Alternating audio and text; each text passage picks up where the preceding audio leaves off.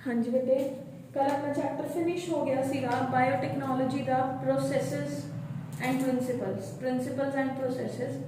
Next chapter है अपना biotechnology and it's applications. Applications word का मतलब की है, देखो लास्ट चैप्टर के अंदर आपने कहा कि रिकॉम्बिनेंट बना सकते हो तुम बाय यूजिंग द वेक्टर या वेक्टरलेस मैथड। आप आरडीएनए तैयार कर रहे हैं, ਹੁਣ उस आरडीएनए ਨੂੰ यूज किथे करोगे डेली लाइफ के अंदर, अपनी रेगुलर लाइफ के अंदर ਤੁਸੀਂ उस चीज ਨੂੰ किथे यूटिलाइज कर सकते हो। That are the applications of biotechnology. For example market के अंदर लोगों को कोई पर्टिकुलर डिजीज है ਜਿਹੜੀ ਉਹ रेगुलर बेसिस पे हो ही जा रही है। फॉर एग्जाम्पल डायबिटीज, शुगर की बीमारी हर एक हो रही है। इनिशियली यह रिसर्च होया कि शुगर की बीमारी के अंदर इंसुलिन नाम का कोई कंपाउंड है, वो बॉडी के अंदर इंक्रीज होना स्टार्ट हो जाता है तो पेशेंट डायबिटिक हो जाता है। हुण डायबिटिक पेशेंट नूं मान लो शुरू के अंदर इलाज आया कि एनिमल्स की बॉडी चों डायबिटीज का इंसुलिन एक्सट्रैक्ट आउट करो ब्लड चो, ओनू प्यूरीफाई करो, ओदा इंजेक्शन बनाओ ते जिन्हां शुगर की बीमारी है उन्होंने दे दो। जे आप एवें करन लग गए फिर तो पता नहीं किन्ने ही एनिमल्स मारने पैणगे। यस और नो, किन्ने ही एनिमल्स नू मारना पऊगा ताकि ह्यूमनस नू जिन्हां डायबिटीज डे बाय डे हो रही है ओदा इलाज लभ्या जा सके, ओदा इलाज हो सके। ठीक है, पर दूजा ड्रॉबैक की सीगा इहदा कि ਜਿਹੜੀ ਐਨੀਮल्स ਚੋਂ ਇਨਸੂਲਿਨ ਨੂੰ ਐਕਸਟ੍ਰੈਕਟ ਕੀਤਾ ਜਾਂਦਾ ਸੀਗਾ ਉਹ ਲੋਕਾਂ ਨੂੰ ਐਲਰਜੀ ਵੀ ਕਾਜ਼ ਕਰ ਦਿੰਦੀ ਸੀਗੀ। ਇਹ ਤਾਂ ਸਿਰਫ ਇੱਕ ਸ਼ੂਗਰ ਜਾਂ ਡਾਇਬੀਟੀਜ਼ ਦੀ ਐਗਜ਼ਾਮਪਲ ਹੈ। ਇਸ ਤਰ੍ਹਾਂ ਦੀਆਂ ਹੋਰ ਪਤਾ ਨਹੀਂ ਕਿੰਨੀਆਂ ਹੀ ਬਿਮਾਰੀਆਂ ਨੇ। ਠੀਕ ਹੈ, ਤਾਂ ਅਗਰ ਆਪਾਂ ਜਿਹੜੇ ਆਰਡੀਐਨਏ ਮੋਲੀਕਿਊਲਸ ਨੇ, ਜਿਹੜੇ ਮੈਂ ਰਿਕੰਬੀਨੈਂਟ ਡੀਐਨਏ ਮੋਲੀਕਿਊਲਸ ਤਿਆਰ ਕੀਤੇ ਨੇ, ਜੇ ਮੈਂ ਇਹਨਾਂ ਨੂੰ ਐਨੀਮਲ ਦੀ ਬੋਡੀ ਦੇ ਅੰਦਰ ਪਾ ਦਾਂ, प्लांट की बॉडी के अंदर पाता ते माइक्रोब्स की बॉडी के अंदर पाता तो मेरे पर्टिकुलर प्रोडक्ट्स इन्हां दी बॉडी के अंदर बनने शुरू हो जाएंगे। मैनू एनिमल नूं मारन की लोड़ नहीं, मैं ओदे मिल्क, मान लो कोई शीप है, ओदे मिल्क के अंदर कोई प्रोडक्ट रिलीज होना शुरू हो गया जिहदी मैं जीन ओदी बॉडी के अंदर इंसर्ट कीती सी, रिकॉम्बिनेंट डीएनए इंसर्ट कीता ते शीप ने ओदे मिल्क के अंदर मैनू कोई पर्टिकुलर मेडिसिन देनी शुरू कर दी। ईजी हो गया काम, मारना नहीं पिया। सेकंड, प्लांट दे फ्रूट्स के अंदर या प्लांट दे बॉडी चो, कई प्लांट्स चो अपन देखते ना वाइट कलर का सबसटेंस रिलीज होता है। जे मैं प्लांट दी बॉडी चो ओ वाइट सबसटेंस लेना शुरू करदा, पहला ओदी बॉडी के अंदर रिकॉम्बिनेंट डीएनए पाऊंगी, फिर ओदी बॉडी चो पर्टिकुलर प्रोडक्ट अपन लेना शुरू करदा। क्लियर है। थर्ड, जे बिल्कुल ईजी, जे मैं माइक्रोब की बॉडी के अंदर इनोकुलेट करदा, उन्होंने फरमेंटर के अंदर घुमावा तो मेरे को किन्ने ही तरह दी वैक्सीन्स ते किन्ने ही तरह दी मेडिसिन्स ने जिहड़ियां वो ईजीली बननियां शुरू हो जांदियां। मैनू एनिमल्स ते प्लांट्स नालों भी ईजी काम हो जाऊगा। पर सारियां चीज़ां आपां माइक्रोब्स दे नाल नहीं कर सकते, सारियां मेडिसिन्स माइक्रोब्स की बॉडी चों एक्सट्रैक्ट आउट नहीं हो सकदियां। कुछ चीज़ों लिए अपन एनिमल्स यूज करने पैंदे हैं, कुछ चीज़ों लिए प्लांट्स यूज करने पैंदे हैं, कुछ चीज़ों लिए माइक्रोब्स यूज करने पैंदे हैं। क्लियर है बेटे? एक क्लियर हो गया कि बायोटेक्नोलॉजी दी एप्लीकेशंस, इसका मतलब बायोटेक्नोलॉजी दी एप्लीकेशंस एग्रीकल्चर च भी ने, मेडिकल इंडस्ट्री के अंदर भी ने। मेडिकल इंडस्ट्री च ने कि ह्यूमन के यूज लिए वैक्सीन्स, ह्यूमन के यूज लिए हार्मोन्स, जिन्ना बच्चों की बॉडी के अंदर ग्रोथ हार्मोन नहीं बन रहे, आप उन्होंने बना सकते हैं। प्लांट्स के केस च की हो गया, मान लो कोई सर्दी गर्मी नाल प्लांट है जो मर जाता है, तो आप उन्होंने बॉडी के अंदर कोई एवें दी जीन्स इंसर्ट करिए कि उन्होंने ऊपर एडवर्स कंडीशंस का कोई इफेक्ट ही ना पए, तो आप प्लांट्स को भी सेव कर सकते हैं ना। यस और नो? क्लियर? तो these are the applications of biotechnology in case of the various plants, animals, microbes for the benefit of the human usage, that is called as the applications of biotechnology. Clear है बेटे? हुन अपने कोल term आंदी है transgene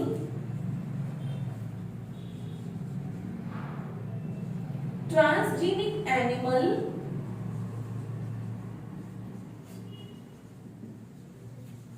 and transgenesis. Transgene की है बेटे ओह gene जो किसी एनिमल दी बॉडी दे अंदर या प्लांट दी बॉडी दे अंदर इंसर्ट की जाए, such a gene is called as transgene. Gene पान तो बाद वो एनिमल चेंज हो गया, वो पर्टिकुलर प्रोडक्ट देन लग गया या वो पर्टिकुलर प्लांट जिहदी बॉडी दे अंदर कोई जीन पाया सी, ट्रांसजीन चाहे एनिमल च पाई तो वो ट्रांसजीनिक एनिमल बन गया, प्लांट च पाई तो वो ट्रांसजीनिक प्लांट बन गया। ठीक है, ट्रांसजीनिक प्लांट वो प्लांट है या ट्रांसजीनिक एनिमल वो एनिमल है जिहदी बॉडी दे अंदर फॉरेन जीन इंसर्ट की जाती है, जिहदे अंदर फॉरेन जीन इंसर्ट प्रेजेंट है। फॉरेन जीन इज ट्रांसजीन, जिहदी बॉडी च पाई वो ट्रांसजीनिक एनिमल या ट्रांसजीनिक प्लांट। ट्रांसजेनेसिस वो प्रोसेस है जिहदे अंदर आपां recombinant DNA technology genetic engineering ਨੂੰ यूज करके किसी ਦਾ जेनेटिक मेकअप चेंज कर रहे हैं, उस प्रोसेस ਨੂੰ कहता ट्रांसजेनेसिस। क्लियर है बेटे? तीन डेफिनेशंस आ गई ਤੁਹਾਡੇ ਕੋਲ, transgenic organism, transgene and transgenesis. Transgenesis transgene की है बेटे वो जीन जिहड़ी किसी होस्ट दी बॉडी दे अंदर जाए ते होस्ट दे मेकअप ਨੂੰ जेनेटिकली ऑल्टर कर दे, वो ट्रांसजीन है। ਜਿਹੜੇ ऑर्गेनिज्म ਦੀ ਬੋਡੀ ਦੇ ਅੰਦਰ ਜੈਨੇਟਿਕ ਇੰਜੀਨੀਅਰਿੰਗ ਨੂੰ ਯੂਜ਼ ਕਰਦੇ ਹੋਏ ਫੋਰਨ ਜੀਨ ਇਨਸਰਟ ਕੀਤੀ ਜਾਏ ਉਹ ਟ੍ਰਾਂਸਜੀਨਿਕ ਐਨੀਮਲ ਹੈ। ਐਂਡ ਉਸ ਸਟੱਡੀ ਨੂੰ the production of transgenic organism is called as the transgenesis। ठीक है बेटे, इस तरीके ਦੇ ਨਾਲ ਜਿਹੜੇ ਵੀ organisms ਨੂੰ ट्रांसजीनिकली मॉडिफाई ਕੀਤਾ ਜਾਂਦਾ ਹੈ ਉਹਨਾਂ ਨੂੰ genetically modified organisms या GMOs भी कहा जाता है। पेपर के अंदर 1 मार्क के अंदर ਤੁਹਾਨੂੰ ਪੁੱਛਿਆ ਜਾ ਸਕਦਾ ਹੈ कि what are GMOs? तो GMOs are genetically modified organisms, they are called as GMOs। clear? ਹੁਣ ਬੇਟੇ ਆਪਾਂ ਐਗਜ਼ਾਮਪਲਸ ਕਰਾਂਗੇ ਟ੍ਰਾਂਸਜੀਨਿਕ ਐਨੀਮਲਸ ਦੀਆਂ। ਹੁਣ ਤੁਹਾਡੇ ਲਈ ਇੱਕ ਕੁਐਸਚਨ ਦੀ ਪਿਟਾਰੀ ਖੁੱਲ ਰਹੀ ਹੈ ਟ੍ਰਾਂਸਜੀਨਿਕ ਐਨੀਮਲਸ ਦੇ ਕੇਸ ਦੇ ਅੰਦਰ, ਉਹ ਕੀ ਹੈ? ਹੁਣ ਮੈਨੂੰ ਇਹ ਦੱਸੋ, ਆਪਾਂ ਨੇ ਸ਼ਾਇਦ ਤੁਹਾਨੂੰ ਸਭ ਨੂੰ ਯਾਦ ਹੋਊਗਾ ਆਪਾਂ ਨੇ ਜੈਨੇਟਿਕਸ ਦੇ ਅੰਦਰ ਇੱਕ ਡਿਜ਼ੀਜ਼ ਪੜ੍ਹੀ ਸੀ ਹੀਮੋਫੀਲੀਆ। ਉਹ ਕਿਹੜਾ ਡਿਸਆਰਡਰ ਹੁੰਦਾ, ਮੈਂਡੇਲੀਅਨ ਕਿ ਨॉन ਮੈਂਡੇਲੀਅਨ? ਮੈਂਡੇਲੀਅਨ ਡਿਸਆਰਡਰ ਹੈ ਕਿਉਂਕਿ ਉਹਦੇ ਅੰਦਰ ਮਿਊਟੇਸ਼ਨ ਹੁੰਦੀ ਹੈ, ਪੁਆਇੰਟ ਮਿਊਟੇਸ਼ਨ ਹੈ।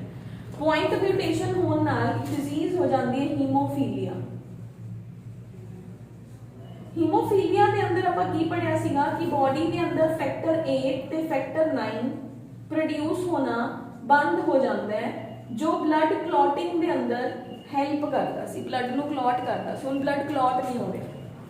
ਠੀਕ ਹੈ, ਮੈਨੂੰ ਐਵੇਂ ਦੇ ਪੇਸ਼ੈਂਟਸ ਮਿਲ ਰਹੇ ਨੇ, ਜੇ ਮੈਂ ਮੰਨ ਲਓ ਇਹ ਵਾਲੀ ਜੀਨ ਜਿਹੜੀ ਫੈਕਟਰ 8 ਐਂਡ ਫੈਕਟਰ 9 ਪ੍ਰੋਡਿਊਸ ਕਰ ਰਹੀ ਹੈ, ਜੇ ਮੈਂ ਇਸ ਜੀਨ ਨੂੰ ਕਿਸੇ ਸ਼ੀਪ ਦੀ ਬੋਡੀ ਦੇ ਅੰਦਰ ਪਾ ਦਾਂ, ਸ਼ੀਪ ਦੀ ਬੋਡੀ ਦੇ ਅੰਦਰ ਮਿਲਕ ਰਿਲੀਜ਼ ਹੋਊਗਾ, ਉਸ ਮਿਲਕ ਦੇ ਅੰਦਰ ਫੈਕਟਰ 8 ਐਂਡ ਫੈਕਟਰ 9 ਪ੍ਰੈਜ਼ੈਂਟ ਹੋਣਗੇ, ਮੈਂ ਉਹਦੇ ਮਿਲਕ ਦੇ ਅੰਦਰੋਂ ਦੀ ਫੈਕਟਰ 8 ਐਂਡ ਫੈਕਟਰ 9 ਨੂੰ ਆਈਸੋਲੇਟ ਕਰੂੰਗੀ, ਉਹਨੂੰ ਮੈਡੀਸਨ ਦੀ ਫਾਰਮ ਦੇ ਅੰਦਰ ਮਾਰਕੀਟ ਦੇ ਅੰਦਰ ਸੇਲ ਕਰੂੰਗੀ, ਮੇਰੀ ਕਿੰਨੀ ਪ੍ਰੋਬਲਮ ਸੋਲਵ ਹੋਗੀ। Yes or no? ਤਾਂ the sheep is called as transgenic animal. ਤਾਂ ਮੇਰੇ ਕੋਲ ਬੇਟੇ I have a transgenic sheep. First example ਹੈ फीमेल शीप जिहदी बॉडी के अंदर आपां ओह जीन्स इंसर्ट कर सकते हैं जो कि हीमोफीलिया फैक्टर 9 की प्रोडक्शन करती है।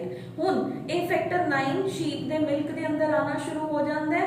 शीप के मिल्क चो आपां उहनूं एक्सट्रैक्ट करके आपां की कर सकते हैं, उहनूं मार्केट के अंदर सेल कर सकते हैं, तो अपनी डिजीज सॉल्व होगी, ट्रांसजेनिक एनिमल्स का बेनिफिट हो गया। सेकेंड एग्जाम्पल है बेटे शीप के अंदर वूल। शीप का दूजा फायदा की हुंदा आपां नूं कि शीप दी वूल है जिहड़ी वो बेनिफिशियल है। मान लो आपां शीप दी बॉडी के अंदर कोई एवें दी जीन इंसर्ट कीती जो वूल प्रोड्यूस कर रही है, शीप का वूल है जिहड़ा वो ज़्यादा होने लग गया। शीप नूं इंडिया के अंदर या होर कंट्रीज के अंदर तां ही ग्रो किया जाता है ना कि उन्हां दी बॉडी चों वूल मिलती है।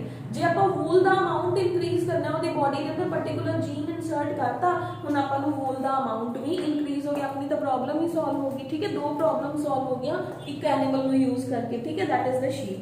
अलग अलग शीप्स होणगियां, एनिमल का नेम सेम है। ठीक है, तो आपां की कीता शीप की बॉडी के अंदर बैक्टीरियल जीन्स पातियां जिहड़ियां कि एंजाइम्स कोड करदियां ने for the synthesis of cysteine amino acid. Cysteine एक अमीनो एसिड है जो कि वूल दी हायर यील्ड लई जरूरी है। आपां सिस्टीन बनाने वालियां जीन्स शीप दी बॉडी दे अंदर इंसर्ट करदियां तां हुण शीप है जिहड़ी ओह higher amount of wool produce करन लग गई। ठीक है बेटे, अपनी प्रॉब्लम सॉल्व होगी। Am I okay? हुण अपने कोल की है नेक्स्ट, ट्रांसजीनिक गॉट। गॉट ਨੂੰ भी ट्रांसजीनिक बनाया गया। फर्स्ट एग्जांपल अपने कोल किदी आई, शीप दी एग्जांपल आई। सेकंड एग्जांपल आप ले रहे हैं गॉट दी एग्जांपल। हुण देखो गॉट दी बॉडी दे अंदर एक ऐसी जीन इंसर्ट की गई ਜਿਹੜੀ कि क्लॉटिंग फैक्टर्स दी बजाय सेकंड फैक्टर है ਜਿਹੜੇ ब्लड क्लॉट्स बनते हैं ਉਹਨਾਂ ਨੂੰ डिसॉल्व करना। ब्लड क्लॉट की ਹੁੰਦਾ है ਪਹਿਲਾਂ ਇਹ समझो। ट्रांसजीनिक गोट, ट्रांसजीनिक गोट बनाया गया ਉਹ ਮੈਡੀਸਿਨ ਬਣਾਉਣ ਲਈ ਜੋ ਕਿ ਬਲੱਡ ਕਲੌਟ ਨੂੰ ਡਿਸੋਲਵ ਕਰਦੇ। ਉਹ ਪ੍ਰੋਟੀਨ ਜਿਹੜੇ ਬਲੱਡ ਕਲੌਟ ਨੂੰ ਡਿਸੋਲਵ ਕਰਦੇ ਆ to form the blood clot proteins to dissolve the blood clots। blood clot की है, मान लो हार्ट तो ब्लड आ रहा है, तुसी थोड़ी बॉडी के अंदर तुसी कोई फूड प्रोडक्ट के अंदर कुछ एवें दा सबसटेंस खा रहे हो जो जाके थोड़ी बॉडी के अंदर डिपॉजिट हुंदा गया, उन्हें डिपॉजिट हो के एक उथे क्लॉट बनाता। क्लॉट मतलब एक तरह का इकट्ठा हो गया फैट थोड़ी बॉडी के अंदर। ठीक है, हुण हार्ट तो ब्लड आ रहा है पर ब्लड नूं अगे जाने लई जगह नहीं मिल रही, तो की होगा हार्ट को इत्थे ब्लड प्रेशर वध जाऊगा ना, पीछे प्रेशर ਵਧੂਗਾ तो ब्लड पीछे जाऊगा, प्रेशर राइज हो गया, ब्लड पीछे जाऊगा तो हार्ट अपनी फंक्शनिंग स्टॉप कर दूंगा, that will lead to the heart attack. ठीक है, क्लॉट को डिसॉल्व करना बहुत जरूरी होता है। इस करके आजकल देखो आजकल बहुत ट्रेंड च है ना, लोग दालचीनी खाते हैं, कई एवें दे सर्दियों के अंदर कंपोनेंट खाते हैं क्योंकि ताकि उन्होंने बॉडी के अंदर ब्लड है जो कभी गाढ़ा ना होए, पतला रहे ब्लड। सुनिया होगा तो उन्हें दालचीनी खाने के फायदे है ना। लोग पानी च डिसॉल्व करते हैं गर्म पानी के अंदर, गर्मियों तो पीती नहीं जाती, सर्दियों पीना ईजी होंगे गर्म पानी, वो डिसॉल्व करो पी लो, थोड़ा ब्लड है जो थिन होना शुरू हो जाता। ब्लड को थिन रखना क्यों जरूरी है, ताकि यह क्लॉट्स ने जोड़े ना बनन, हार्ट अटैक का खतरा है जो डिक्रीज हो जाए। हुण हार्ट अटैक दी दवाइयां बनाने लई ਉਹ जीन ਜਿਹੜੀ कि क्लॉट डिसॉल्विंग प्रोटीन्स बना रही है ਉਹਨੂੰ ਗੋਟ ਦੀ ਬੋਡੀ ਦੇ ਅੰਦਰ ਪਾਇਆ ਜਾਂਦਾ ਹੈ। ਯਾਨੀ ਕਿ ਜਿਹੜੇ ਲੋਕਾਂ ਨੂੰ ਇਸ ਬਿਮਾਰੀ ਦਾ ਖਤਰਾ ਹੈ ਉਹਨਾਂ ਨੂੰ ਦਵਾਈਆਂ ਦੇਣ ਲਈ ट्रांसजीनिक ਗੋਟਸ ਨੇ ਜਿਹੜੀਆਂ ਉਹ ਬਣਾਈਆਂ ਜਾਂਦੀਆਂ ਨੇ। ਕਲੀਅਰ ਹੈ ਬੇਟੇ? ਥਰਡ ਹੈ ਆਪਣੇ ਕੋਲ ट्रांसजीनिक ਕਾਊਸ। ਕਾਊਸ ਦੀ ਬੋਡੀ ਦੇ ਅੰਦਰ antibacterial human iron binding proteins ਨੇ ਜਿਹੜੇ ਉਹ ਪ੍ਰੋਡਿਊਸ ਕੀਤੇ ਜਾਂਦੇ ਨੇ। ਤਾਂ ਕਾਊਸ ਦੀ ट्रांसजीनिक बनाई गई ताकि उन्होंने बॉडी चो कोई प्रोडक्ट है जिहड़ा वो ऑब्टेन किया जाए। इस तो इलावा पिग्स ने जिहड़ियां वो भी ट्रांसजीनिकली प्रोड्यूस कीतियां गईयां ताकि पिग्स की बॉडी चो बहुत सारे प्रोडक्ट्स ने जिहड़े वो आइसोलेट किए जा सकन। पिग्स नूं ट्रांसजीनिकली बनाया गया ताकि ह्यूमन ग्रोथ हार्मोन आइसोलेट किया जाए। जिन्हां लोगों की बॉडी के अंदर ग्रोथ हार्मोन्स नहीं बन रहे होंगे उन्होंने ग्रोथ हार्मोन दे के उन्होंने हाइट इनक्रीज कराना जरूरी होंगे। ठीक है, तो ग्रोथ हार्मोन्स को एक्सट्रैक्ट आउट करने लई आपां पिग्स ने जिहड़ियां उन्होंने बॉडी के अंदर ट्रांसजीन्स ने जिहड़ियां वो इंसर्ट करते हैं। उस तो बाद है बेटे फिश, ट्रांसजीनिक फिश। फिश को भी ट्रांसजीनिकली बनाया जाता है again for the production of the growth hormone, human growth hormone. ठीक है, इन्हां दी बॉडी के अंदर वो जीन्स इंसर्ट करके इन्हां नूं बनाया जाता है ताकि अपने कोल जो प्रोडक्ट मार्केट के अंदर ह्यूमन के यूसेज लई जरूरी है तो उन्होंने आपां बना सकीए। ठीक है बेटे? उस तो बाद है ट्रांसजीनिक माउस। माउस को ट्रांसजीनिकली क्यों बनाया गया, ये बहुत इंपॉर्टेंट है। ट्रांसजीनिक माउस, माउस को ट्रांसजीनिकली बनाया गया सीगा ब्रेस्ट कैंसर नो स्टडी करने लई। ठीक है, to study the breast cancer, ओदी बॉडी दे अंदर कैंसर दे टिश्यूज इंप्लांट कीते ताकि आपां जिहड़ा कैंसर है वो किवें किवें फैलदा। देखो अपनी बुक्स के अंदर लिखिया हुंदा थायराइड डिजीज है ओदे आ सिम्पटम्स ने, डायबिटीज है ओदे आह सिम्पटम्स ने, आपां +1 च पढ़ के आए। फलानी डिजीज है, ए डिजीज है ओदे ਇਹ ਸਿੰਪਟਮਸ ਨੇ, ਉਹਨਾਂ ਨੂੰ ਕਿਸੇ ਨੇ ਸਟੱਡੀ ਤਾਂ ਕੀਤਾ ਹੀ ਹੋਊਗਾ ਨਾ। ਤਾਂ ਡਿਜ਼ੀਜ਼ਸ ਨੂੰ ਸਟੱਡੀ ਕਰਨ ਲਈ ਵੀ ਐਨੀਮਲਸ ਦੀ ਜ਼ਰੂਰਤ ਹੁੰਦੀ ਹੈ। ਉਹਨਾਂ ਐਨੀਮਲਸ ਦੀ ਬੋਡੀ ਦੇ ਅੰਦਰ ਉਹ ਪਰਟੀਕੂਲਰ ਪ੍ਰੋਬਲਮ ਕ੍ਰੀਏਟ ਕੀਤੀ ਜਾਂਦੀ ਹੈ, ਮੋਲੀਕੂਲਰ ਡਿਜ਼ੀਜ਼ ਕ੍ਰੀਏਟ ਕੀਤੀ ਜਾਂਦੀ ਹੈ ਮੋਲੀਕੂਲਰ ਲੈਵਲ ਤੇ, ਫਿਰ ਉਹਨੂੰ ਸਟੱਡੀ ਕੀਤਾ ਜਾਂਦਾ ਕਿ ਉਹਦੀ ਬੋਡੀ ਦੇ ਅੰਦਰ ਕੀ ਕੀ ਚੇਂਜਸ ਆ ਰਹੇ ਨੇ, ਤਾਂ ਉਹਦੇ ਲਈ ਵੀ ਐਨੀਮਲਸ ਚਾਹੀਦੇ ਹੁੰਦੇ ਨੇ। Such animals are called as the transgenic animal, ਜਿਨ੍ਹਾਂ ਦੇ ਅੰਦਰ ਡਿਜ਼ੀਜ਼ਡ ਟਿਸ਼ੂਜ਼ ਪਾ ਕੇ ਡਿਜ਼ੀਜ਼ਸ ਨੂੰ ਸਟੱਡੀ ਕਰਨਾ ਤਾਂ ਕਿ ਫਿਊਚਰ ਦੇ ਅੰਦਰ ਉਸ ਡਿਜ਼ੀਜ਼ ਦਾ ਇਲਾਜ ਲੱਭਿਆ ਜਾ ਸਕੇ। ਜੇ ਡਿਜ਼ੀਜ਼ ਦਾ ਹੀ ਨਹੀਂ ਪਤਾ ਹੈਗਾ ਤਾਂ ਆਪਾਂ ਡਿਜ਼ੀਜ਼ ਦਾ ਜਿਹੜਾ ਕਿਉਰ ਹੈ ਉਹ ਕਿਵੇਂ ਲੱਭਾਂਗੇ। ਹੁਣ ਦੇਖੋ ਕੋਵਿਡ-19 ਹੈ, ਜੇ ਇਹਦੇ ਸਿੰਪਟਮਸ ਹੀ ਨਾ ਪਤਾ ਹੁੰਦੇ ਤਾਂ ਫਿਰ ਲੋਕਡਾਊਨ ਜਾਂ ਜੋ ਵੀ ਇਹਦੀਆਂ ਥੈਰੇਪੀਜ਼ ਨੇ ਜਾਂ ਵਟਸੋਐਵਰ ਜੋ ਵੀ ਇਸ ਟਾਈਮ ਤੇ ਮਾਰਕੀਟ ਦੇ ਅੰਦਰ ਜੋ ਵੀ ਪੇਸ਼ੈਂਟਸ ਨੂੰ ਦਿੱਤਾ ਜਾ ਰਿਹਾ ਹੈ ਉਹ ਕਿਵੇਂ ਦਿੰਦੇ, ਹਨਾ। ਤਾਂ ਡਿਜ਼ੀਜ਼ ਦੇ ਸਿੰਪਟਮਸ, ਸਾਈਕਲ, ਵਾਇਰਸ ਦਾ ਸਾਈਕਲ ਫੈਲਦਾ ਕਿਵੇਂ ਹੈ ਉਹਨੂੰ ਸਟੱਡੀ ਕਰਨਾ ਜ਼ਰੂਰੀ ਹੈ। ਕੋਈ ਵੀ ਡਿਜ਼ੀਜ਼ ਹੈ ਉਹਨੂੰ ਬ੍ਰੌਡ ਲੈਵਲ ਤੇ ਸਟੱਡੀ ਕਰਨਾ ਜ਼ਰੂਰੀ ਹੁੰਦਾ ਹੈ। ਕਲੀਅਰ? ਤਾਂ ਇਹ ਆਪਣੇ ਕੋਲ ਹੋ ਗਏ ਬੇਟੇ ਟ੍ਰਾਂਸਜੀਨਿਕ ਐਨੀਮਲਸ। ਉਹਨਾਂ ਨੂੰ ਕਿਉਂ ਤਿਆਰ ਕੀਤਾ ਗਿਆ, ਉਹਨਾਂ ਦੀ ਬੋਡੀ ਚੋਂ ਕਿਹੜੇ ਕਿਹੜੇ ਪ੍ਰੋਡਕਟਸ ਕਿਹੜੀ ਕਿਹੜੀ ਡਿਜ਼ੀਜ਼ ਲਈ ਆਈਸੋਲੇਟ ਕੀਤੇ ਗਏ। ਹੁਣ ਆਪਣੇ ਕੋਲ ਬੇਟੇ ਇੱਕ ਹੋਰ ਡੈਫੀਨੇਸ਼ਨ ਆਉਂਦੀ ਹੈ। ਨੈਕਸਟ ਡੈਫੀਨੇਸ਼ਨ ਹੈ ਜਿਹੜੀ that is molecular farming. Easy definition है मॉलिक्यूलर फार्मिंग की होती है। बेटे सारिया बुक्स के अंदर दिता हुआ अगे पीछे दिता होगा, नो इश्यूज आर देयर।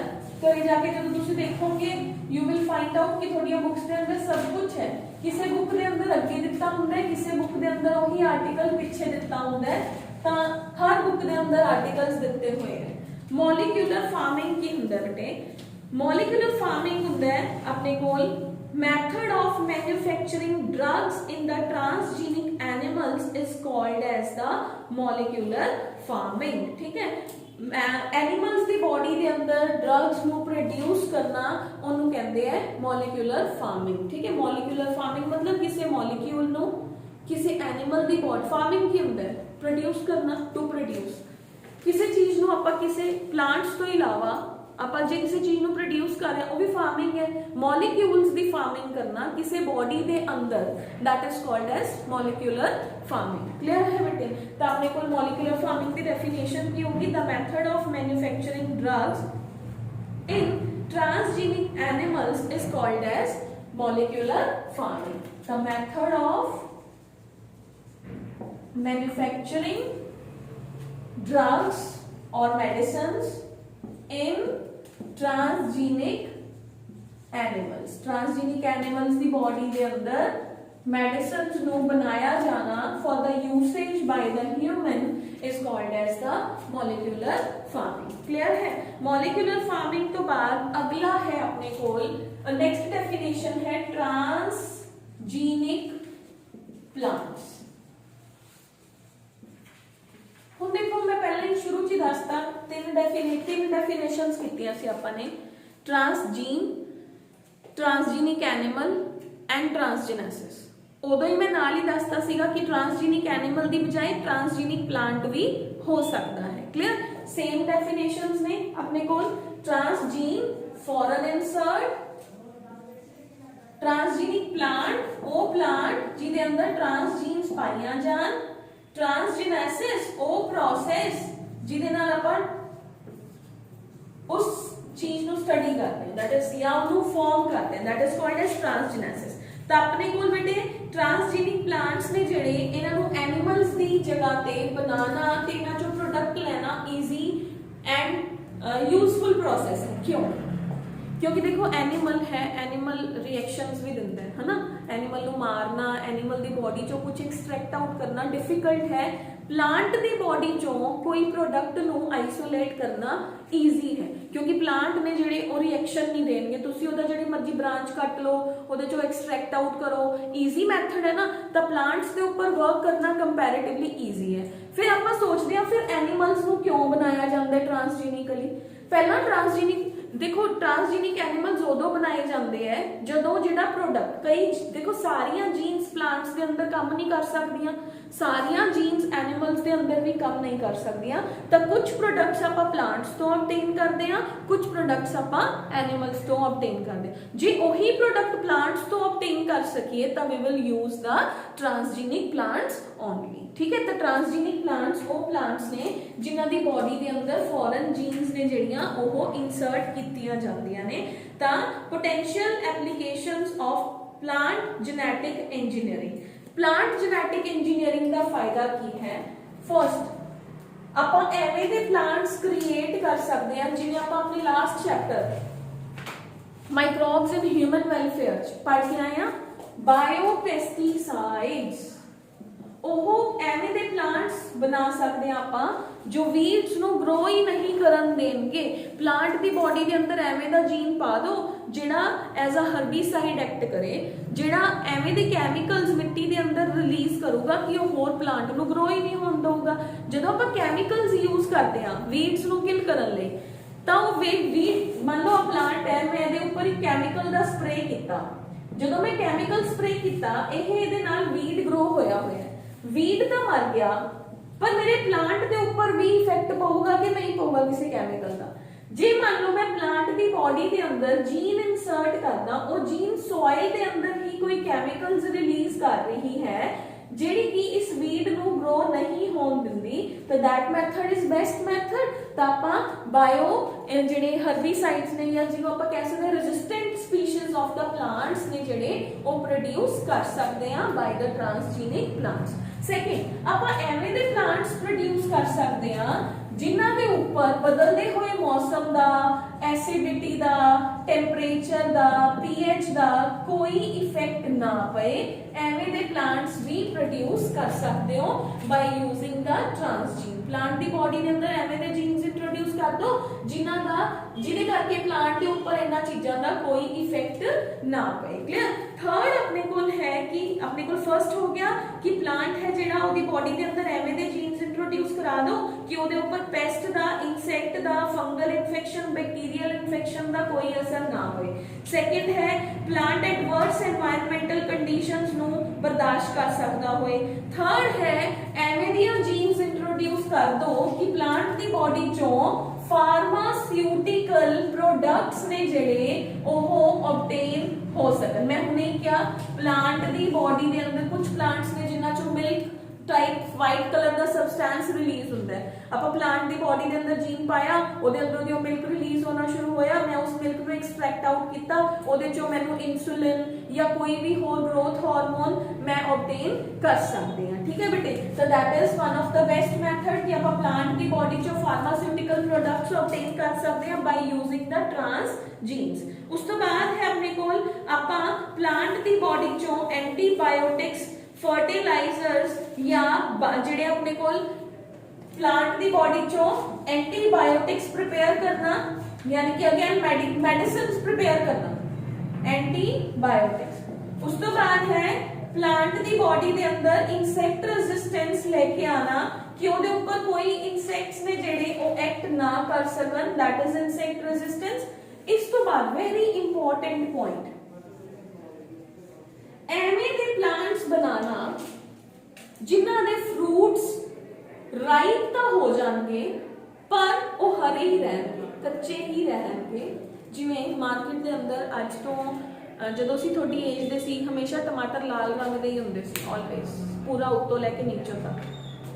ਜਦੋਂ ਉਹਨਾਂ ਟਮਾਟਰਾਂ ਦੀ ਲੋਡਿੰਗ ਹੁੰਦੀ ਸੀ, ਟੋਮੈਟੋਸ ਦੀ ਲੋਡਿੰਗ ਹੋਈ ਤਾਂ ਨੀਚੇ ਵਾਲੇ ਟਮਾਟਰ ਨੇ ਜਿਹੜੇ ਉਹ ਗਲ ਜਾਂਦੇ ਸੀਗੇ। ਸ਼ਾਇਦ ਮੈਂ ਮਾਈਕਰੋਬਸ ਵਾਲੇ ਚੈਪਟਰ 'ਚ ਵੀ ਦੱਸਿਆ ਹੋਊਗਾ, ਨੀਚੇ ਵਾਲੇ ਟੋਮੈਟੋਸ ਗਲ ਜਾਂਦੇ ਸੀ। ਅੱਜ ਤੁਸੀਂ ਰੇੜੀ ਦੇ ਉੱਪਰ ਜਾ ਕੇ ਦੇਖੋ ਸੈਲਰ ਕੋਲ ਕੀ ਹੁੰਦਾ ਹੈ, ਹਮੇਸ਼ਾ ਵੈਂਡਰਸ ਦੇ ਕੋਲ ਕੀ ਪਿਆ ਹੁੰਦਾ ਹੈ, ਉਹ ਟੋਮੈਟੋਸ ਉਹਦਾ ਉੱਪਰਲਾ ਹਰਾ ਹੁੰਦਾ, ਨੀਚੋਂ ਦੀ ਔਰੇਂਜ ਜਿਹਾ ਕਲਰ ਹੁੰਦਾ, ਟਮਾਟਰ ਹਾਰਡ ਹੁੰਦੇ ਆ। ਉਹ ਟਮਾਟਰ ਜਲਦੀ ਖਰਾਬ ਵੀ ਨਹੀਂ ਹੁੰਦੇ, ਤੁਸੀਂ ਫ੍ਰਿਜਸ ਦੇ ਅੰਦਰ ਰੱਖਦੇ ਹੋ ਕਈ ਦਿਨਾਂ ਤੱਕ ਚੱਲ ਜਾਂਦੇ ਆ ਤੇ ਉਹ ਖਰਾਬ ਨਹੀਂ ਹੁੰਦੇ। ਤਾਂ ਪਲਾਂਟਸ ਦੇ ਅੰਦਰ ਐਵੇਂ ਦੀਆਂ ਜੀਨਸ ਇੰਟਰੋਡਿਊਸ ਕਰਨਾ ਜਿਹਦੇ ਨਾਲ ਉਹਨਾਂ ਦਾ ਟੇਸਟ ਤਾਂ ਉਹੀ ਰਹੇ ਬਟ ਉਹਨਾਂ ਦਾ ਰਾਈਪਨਿੰਗ ਦਾ ਪੀਰੀਅਡ ਹੈ ਜਿਹੜਾ ਉਹ ਇਨਕਰੀਜ਼ ਹੋ ਜੇ, ਉਹ ਹਰੇ ਹੀ ਰਹਿਣ ਪੇੜਾਂ ਦੇ ਉੱਪਰ ਵੀ, ਤਾਂ ਕਿ ਜਦੋਂ ਉਹਨਾਂ ਨੂੰ ਲੋਡ ਕੀਤਾ ਜਾਏ ਤਾਂ ਉਹਨਾਂ ਦੀ ਵੇਸਟੇਜ ਹੈ ਜਿਹੜੀ ਉਹ ਡਿਕਰੀਜ਼ ਹੋ ਜੇ। ਇਹ ਬਹੁਤ ਇੰਪੋਰਟੈਂਟ ਕੁਐਸਚਨ ਹੈ 3 ਮਾਰਕਸ ਦੇ ਅਕੋਰਡਿੰਗ। ਇਹਦੇ ਅੰਦਰ ਸਭ ਤੋਂ ਬੈਸਟ ਐਗਜ਼ਾਮਪਲ ਹੀ ਟੋਮੈਟੋ ਦੀ ਹੈ, ਉਹਨੂੰ ਕਹਿੰਦੇ ਫਲੇਵਰ ਸੇਵਰ ਟੋਮੈਟੋਸ। ਪੇਪਰ ਦੇ ਅੰਦਰ ਐਵੇਂ ਲਿਖਿਆ ਹੋਇਆ ਹੁੰਦਾ ਹੈ, ਉਸ ਫਲੇਵਰ ਦੇ ਸਪੈਲਿੰਗ ਵੀ ਨਾਰਮਲ ਫਲੇਵਰ ਦੇ ਸਪੈਲਿੰਗਸ ਨਾਲੋਂ ਚੇਂਜ ਹੁੰਦੇ FLAVR flavour SAVR saver tomatoes. ठीक है, पेपर के अंदर क्वेश्चन आते हैं what do you mean by flavour saver tomatoes, how you can explain these tomatoes on the behalf of the transgenic plants. ठीक है, ट्रांसजेनिक प्लांट्स के अकॉर्डिंग तुसी फ्लेवर सेवर टोमेटोज नु किवें एक्सप्लेन कर सकते हो। क्लियर है बेटे। थर्ड एग्जांपल है अपने को, थर्ड ट्रांसजेनेसिस के अंदर थर्ड केड़े एनिमल्स पढ़ांगे आपां, ट्रांसजेनिक माइक्रो ऑर्गेनिजम्स, जो लास्ट चैप्टर के अंदर भी पढ़ के आए हैं। रिकॉम्बिनेंट डीएनए के अंदर जी माइक्रोब की बॉडी के अंदर जीन्स पाओ, वैसे तो मैंने पढ़ाना नहीं चाहिए थोनों, बट फिर भी मैं तुहानू दस रही हां क्योंकि माइक्रोब की बॉडी के अंदर जीन्स पाओ।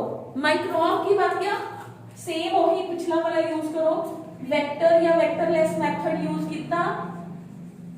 माइक्रोब की बॉडी के अंदर आ मेरा फॉरेन जीन है, आ मेरा वेक्टर है, मैं आरडीएनए तैयार कर लिया, इनू मैं बैक्टीरिया की बॉडी के अंदर पाता, इस बैक्टीरिया को मैं फरमेंटर के अंदर पाया, हुण मेरे कोल जिहड़ा भी मेरा प्रोडक्ट मैं ऑब्टेन करना चाहनी हां वो मैं प्रोडक्ट ऑब्टेन कर लूँ। ये तो सब तो ज्यादा फायदे वाली गल है, ना तो एनीमल नू मारना पिया, ना प्लांट नू कटना पिया, ज्यादा प्रोडक्ट भी ऑब्टेन होगा। तो माइक्रोब्स तो सब तो ज्यादा बेनिफिशियल है, काम करना ईजी है, कोई पोल्यूशन नहीं होगा, कोई ਇਹਦੀ ग्रोथ के अंदर ज्यादा टाइम की रिक्वायरमेंट भी नहीं होगी, प्रोडक्ट है जो अपने को बल्क के अंदर बन के आऊगा। That is called as the transgenic microbes. Transgenic microorganisms, ਉਹ ਮਾਈਕਰੋ ऑर्गेनिजम्स ਜਿਨ੍ਹਾਂ ਦੀ ਬੋਡੀ ਦੇ ਅੰਦਰ ਫੋਰਨ ਜੀਨਸ ਇਨਸਰਟ ਕਰਕੇ ਹਿਊਮਨ ਲਈ ਯੂਜ਼ਫੁਲ ਪ੍ਰੋਡਕਟਸ ਆਬਟੇਨ ਕੀਤੇ ਜਾ ਸਕਣ, humans as well as plants ਲਈ ਖੇਤੀਬਾੜੀ ਦੇ ਅੰਦਰ ਵੀ ਉਹਨਾਂ ਦਾ ਯੂਜ਼ ਹੋ ਸਕੇ। ठीक है बेटे, तो अपने को माइक्रोब्स के अंदर फर्स्ट आ गया बेटे, तो आपा transgenic bacteria and east, bacteria and east ਨੂੰ ट्रांसजेनिकली बनाओ, ਉਹਨਾਂ ਦੀ ਬੋਡੀ ਚੋਂ insulin, growth hormone and interferons ਇਹੋ ਜਿਹੇ प्रोटीन्स जो कैंसर की ट्रीटमेंट के अंदर काम आन, वो प्रोटीन्स सिंथेसाइज करा लो। That is the best example of the microbial technology. किसी एनिमल ਨੂੰ मारना नहीं पिया, किसी एनिमल का ब्लड नहीं एक्सट्रैक्ट आउट करना पिया, कोई ਆਪਾਂ ਨੂੰ प्लांट का पार्ट नहीं लेना पिया, माइक्रोब्स ਨੂੰ फर्मेंटर के अंदर यूज करो, प्रोडक्ट का नंबर भी ज्यादा आऊगा, huge amount of the product can be obtain. उस तो बाद है बेटे ਆਪਾਂ bacteria for the environmental use. ਜਿਹੜੇ बैक्टीरियाज ने ये एनवायरमेंटल फ्रेंडली ने, कोई पोल्यूशन नहीं कॉज कर रहे, ज्यादा ह्यूज नंबर ऑफ ਆਪਾਂ ਨੂੰ वेस्टेज करने की जरूरत नहीं पैंदी। ठीक है बेटे। उस तो बाद है बेटे अपने को ट्रांसजेनिक ईकोलाई। ईकोलाई की बॉडी ਨੂੰ ईजीली ट्रांसजेनिकली बना के ਆਪਾਂ ग्रोथ हार्मोन्स भी ऑब्टेन कर सकते हैं। तो माइक्रोब्स का यूसेज तो अपने को बहुत ही बेनिफिशियल हो गया। क्लियर है बेटे। उस तो बाद है बेटे अपने को एक और डेफिनेशन है, that is the gene targeting. Gene targeting very important definition. कितनी डेफिनेशन आ गई अपने को आज, transgene, transgenic animal, transgenesis, molecular farming. ठीक है, एक अपने को केड़ी डेफिनेशन आ गई, जीन टारगेटिंग। जीन टारगेटिंग होता है बेटे, देखो, in which a multicellular organism has a particular gene inactivated in each of its cells. By observing these organisms, researchers can pinpoint the role of the particular gene. हम देखो, मान लो मेरे को एक डिजीज है, मैं आज कह रही हूँ कि डायबिटीज के अंदर ना, मैं एक एग्जांपल ले रही हूँ कि क्रोमोसोम नंबर 13 के अंदर ऊपर वाली आर्म, पी आर्म के अंदर इस जगह ते एक जीन है जिहदे अंदर म्यूटेशन आया ते पेशेंट नू डायबिटीज हो गया। ठीक है, एक किवें पता चलिया कि डायबिटीज के सिम्पटम्स भी स्टडी करने होया किवें। साइंटिस्ट एनिमल्स की बॉडी के अंदर पर्टिकुलर जीन्स के इफेक्ट को बंद कर करके देख रहे हैं, उन्होंने बाहर कढ़ दो या वो इफेक्ट को जीरो कर दो हर सैल के अंदर कि वो इफेक्ट दे रहे हैं कि वो डायबिटीज कर रहे हैं। अज तो मैं कह रही हूँ कि क्रोमोसोम नंबर 13 के अंदर ये जीन है, अंदर प्रॉब्लम आई तो मैनू डायबिटीज होगी, लेकिन वो कदे स्टडी तो होया होगा किसी जीन को पिन पॉइंट करना कि वो इफेक्ट दे रही है कि वो डायबिटीज कॉज कर रही है कि मैं किसी होर नू बंद करके देखा।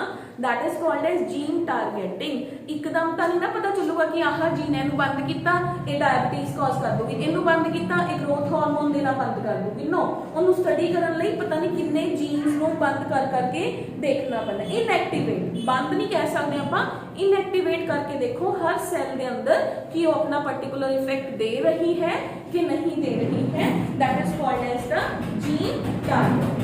ठीक है, उस तो बाद है बेटे एप्लीकेशंस ऑफ बाय हुन हम फर्स्ट एप्लीकेशंस वाल चल रहे हैं। हुन अपन ये देख रहे हैं ट्रांसजीनिक एनिमल्स तैयार किए जा सकते हैं, ट्रांसजीनिक प्लांट्स तैयार किए जा सकते हैं। हुन ਆਪਾਂ ਉਹਨਾਂ ਦੀਆਂ पर्टिकुलर जो अपने चैप्टर का मोटिव है that is the applications of transgenic animals transgenic plants. हुन ਆਪਾਂ फर्स्ट एप्लीकेशन वाल चलते हैं, applications of biotechnology in agriculture. Agriculture के अंदर बायोटेक्नोलॉजी दियां की एप्लीकेशंस हुणे आप वैसे डिस्कस कर भी लिया। आप हर्बीसाइड प्लांट्स यूज बना सकते हैं, we can make the plants herbicide resistant. ठीक है, कि प्लांट्स के ऊपर वीड्स ने जेडे उन्हां दा इफेक्ट है जेड़ा ओहो ना होए। फर्स्ट सेकंड एप्लीकेशन की है, दोबारा फिर सुनो, insecticidal insect resistant plants. Very important example according to paper point of view, BT cotton. Bacillus thuringiensis is the name of the bacteria जिहदी बॉडी चो कुछ जीन्स ਨੂੰ एक्सट्रैक्ट आउट किया गया। ਜਿਹੜੇ ਕਾਟਨ ਦੇ ਪਲਾਂਟ ਸੀਗੇ ਨਾ, ਇਹ ਪਲਾਂਟਸ 19th ਸੈਂਚੁਰੀ ਦੇ ਅੰਦਰ ਪਲਾਂਟਸ ਨੂੰ ਇੱਕ ਬॉलवर्म ਨਾਮ ਦਾ ਇਨਸੈਕਟ ਆਉਂਦਾ ਸੀ, ਉਹ ਸਾਰੇ ਖੇਤ ਨੂੰ ਡਿਸਟਰੋਏ ਕਰ ਦਿੰਦਾ ਸੀਗਾ। ਪ੍ਰੋਬਲਮ ਕ੍ਰੀਏਟ ਹੋ ਗਈ, ਜੇ ਇੰਨਾ ਕਾਟਨ ਪਲਾਂਟ ਵੇਸਟ ਹੋਣ ਲੱਗ ਗਿਆ ਤਾਂ ਕਾਟਨ ਦੀ ਪ੍ਰੋਡਕਸ਼ਨ ਕਿਵੇਂ ਹੋਊਗੀ। फिर ट्रांसजीनिकली इस प्लांट को तैयार किया गया। बेसिलस थ्यूरिनजेनेसिस नाम का बैक्टीरिया सी, ओदे जीन्स एक्सट्रैक्ट आउट किए, ओदे जीन्स को स्टडी किया गया। ओदा एक जीन सी ना जिहड़ा ओहो क्राई प्रोटीन बनाता है, ओदा पूरा नाम है क्रिस्टलाइन प्रोटीन्स। क्राई प्रोटीन्स जदों कॉटन प्लांट के अंदर ने जिहड़ा ओदा जीन है तो इनएक्टिव रहता है, ओदी बॉडी के अंदर कोई इफेक्ट नहीं कॉज करता। पर जदों बॉलवर्म ओदे ऊपर अटैक करता है, ओदी बॉडी के अंदर ओदे सलाइवा दे नाल मिक्स होके यह प्रोटीन्स टॉक्सिन्स के अंदर कन्वर्ट हो जाते हैं। ठीक है, और टॉक्सिन्स ओदे मुंह के अंदर जाला बना लेते हैं, जिहदे नाल वो बॉलवर्म हंगर स्टारवेशन नाल मर जाता है। क्लियर, तो प्लांट को कोई इफेक्ट नहीं पिया, तो इस तरीके दे नाल प्लांट्स तैयार करना that is the best ever example in your biotechnology. ठीक है, पेपर के अंदर पूछा जाता है what do you mean by BT cotton, how the plants are prepared, what is their usage. इस इन्ना चैप्टर्स जो थानू 2-3 नंबर के कई क्वेश्चंस पूछे जाते हैं। ठीक है, फर्स्ट मैं थानू दस्सिया फ्लेवर सेवर टोमेटो वाला क्वेश्चन सीगा, वो भी एग्रीकल्चर दे नाल ही डील करता है। सेकंड एग्जांपल है अपने कोल बीटी कॉटन। उस तो बाद है एवें दे प्लांट्स के अंदर एवें दे एंजाइम्स दियां जीन्स इंट्रोड्यूस करना कि उन्हां दे अंदर फोटोसिंथेसिस दा रेट है जिहड़ा ओहो इंक्रीज हो जाए। The rate of photosynthesis can be increased in the body of the plants. Rubisco enzyme तुसी क्लास 10th च पढ़ के भी आए हो, प्लस 1 च भी पढ़ के आए हो, जिहदे कोल एफिशिएंसी है कि ऑक्सीजन दे नाल भी बाइंड कर सकदे, कार्बन डाइऑक्साइड दे नाल भी। इनू इस तरीके दे नाल प्लांट्स दे अंदर इंट्रोड्यूस कराना कि ऑक्सीजन दे नाल बाइंड करके जिहड़ा फोटोफॉस्फोराइलेशन है वो ना कराए ते यह कार्बन डाइऑक्साइड नो यूज करके आपां नू एनवायरनमेंट दे अंदर ऑक्सीजन ही रिलीज करके दे। एवें दे जीन्स प्लांट की बॉडी के अंदर इंट्रोड्यूस करा सकते हो। प्लांट्स नो हर्बीसाइड रेजिस्टेंट बनाना कि उन्हां दे सराउंडिंग दे अंदर होर वेस्ट प्लांट्स जनरेट ही ना होन, that is called as the applications of the transgenetics in case of the agriculture or biotechnology in case of the agriculture। तो टमाटो पोटैटो टबैको प्लांट है जिहड़ा ਉਹਦੇ ਅੰਦਰ भी BT जीन इंट्रोड्यूस की गई है। इस तो बाद टमैटो ते पोटैटो ਨੂੰ बैक्टीरिया वायरस ਦਾ ਅਟੈਕ ਹੈ ਜਿਹੜਾ ਉਹ ਜ਼ਿਆਦਾ ਹੁੰਦਾ ਹੈ, ਜਲਦੀ ਗਲ ਜਾਂਦੇ ਆਲੂ ਤੇ ਟਮਾਟਰ। ਉਹਨਾਂ ਦੀ ਬੋਡੀ ਦੇ ਅੰਦਰ ਐਵੇਂ ਦੇ ਜੀਨਸ ਇੰਟਰੋਡਿਊਸ ਕਰਾਣਾ ਤਾਂ ਕਿ ਉਹਨਾਂ ਦਾ ਉੱਪਰ ਵਾਲਾ ਕਵਰ ਹੈ ਜਿਹੜਾ ਉਹਦੇ ਉੱਪਰ ਬੈਕਟੀਰੀਆ ਜਾਂ ਵਾਇਰਸ ਦਾ ਅਟੈਕ ਹੈ ਜਿਹੜਾ ਉਹ ਨਾ ਹੋਏ। ਤਾਂ to make the plants we can say the transgenically active। इस तो बाद है BT cotton दी एग्जांपल है, that is the BT cotton दे जेडे BT Bacillus thuringiensis के जीन्स नो कॉटन प्लांट के अंदर इंट्रोड्यूस करांगा। ठीक है बेटे, shall we move on? sufficient है, ठीक है। तो बेटे इस तो बाद है थोड़ा एक एग्जांपल रहेगी थोड़ी प्लांट्स के केस के अंदर, फिर आप चलांगे applications of biotechnology in medicine. एक एग्जांपल रहेगी सी, वैसे तो जे आप चाहते तो हुणे खत्म कर देंगे पर फिर क्लास लंबी चली जाऊगी, इस करके मैं इत्थे पॉज कर रही हां। एक एग्जांपल है वो नेक्स्ट क्लास के अंदर करांगे। ठीक है, कल नूं मैं क्लास नहीं लगाऊंगी, संडे नूं थोड़ा टेस्ट होगा, that is the microbes in human welfare. Easy chapter रखे है। इस तो बाद मैं स्ट्रैटेजीज वाले चैप्टर का लूंगी, वो जिहड़ा है वो मैं फिर नेक्स्ट वीक के अंदर वो टेस्ट अनाउंस करूंगी, फिर बायोटेक वाले फर्स्ट चैप्टर का। तो अपने नाल अपने टेस्ट प्रिपेयर करते रहो, जेडे बच्चे डाउनफॉल चल रहे हैं वो बच्चे अपने आप में इंप्रूव कर लो। कल नूं कोई क्लास अपलोड नहीं करूंगी, कल नूं अपना टेस्ट प्रिपेयर कर लियो। संडे की टाइमिंग मैं ग्रुप च मैसेज करूंगी, जेडे बच्चे ऑफलाइन आ रहे हो उन्हां लई, जेडे ऑनलाइन ने उन्हां लई फिर उवें ही लेक्चर अपलोड कर दूंगी। ठीक है, ये भी चैप्टर 3-4 डेज के अंदर ही कवर हो जाएगा अपना।